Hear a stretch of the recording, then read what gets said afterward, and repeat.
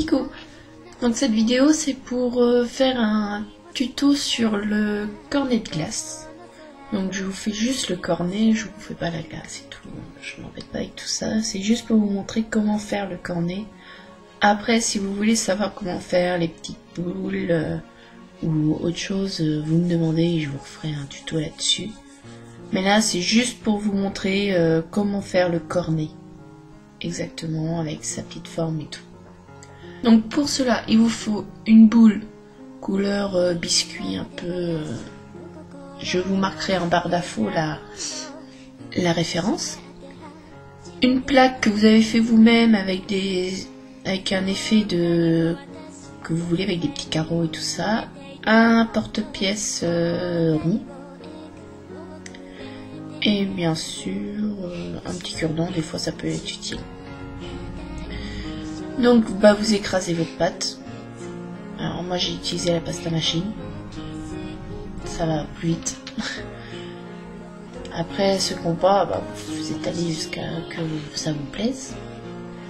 Une fois que la pâte est bien étalée comme vous voulez, vous appuyez fort avec votre plaque sur la pâte pour que ça donne les petites formes en fait, un effet un peu carré qu'il y a comme sur les cornets de glace.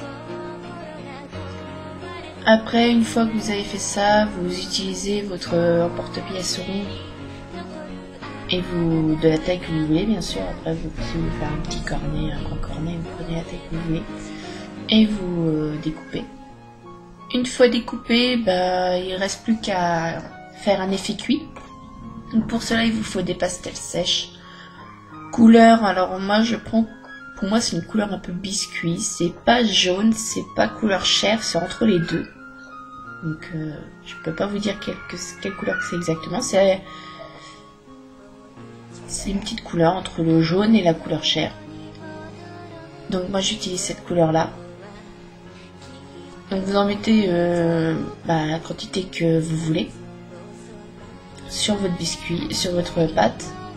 Et puis vous étalez jusqu'à temps d'avoir la couleur qui vous plaît à vous. Moi j'aime bien quand on voit quand même bien la couleur de la pastel et moins la couleur de la pâte. Après, une fois que vous avez la couleur que vous voulez, il faut un petit peu plus foncé, un effet un peu plus foncé, un peu plus cuit. Donc là je prends du marron. Donc avec le marron, j'en mets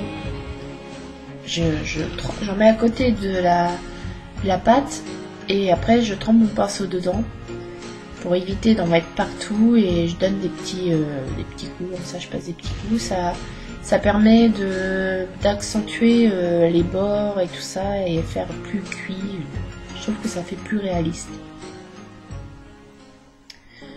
Une fois que vous avez bien, comme ça vous plaît niveau cuisson, on pourrait dire niveau cuisson, comme ça, ce qui vous plaît, quoi. Une fois que vous avez ce qui vous plaît, il n'y a plus qu'à former le cône. Donc ça, c'est tout simple. Pour ça, il vous faut... moi, j'utilise un cure-dent parce que ça me permet pour mettre à l'intérieur, pour faire tenir la pâte. Donc au début, je forme mon cône comme je veux, comme je le voudrais. Et après, je fais un effet avec le cure-dent, je mets le cure-dent dedans et ça me permet de pouvoir écraser un peu la pâte parce que sinon elle ne tient pas. Elle ne tient pas, donc ça permet de écraser un peu la pâte pour qu'elle adhère entre elles. Sinon votre cornet, il ne tiendra pas trop la forme, quoi, une fois en cuisson. Voilà, comme ça. Et voilà, donc après, ça donne ça. Donc là il est pas cuit, mais après ça donne toujours pareil cuit, il se déforme pas.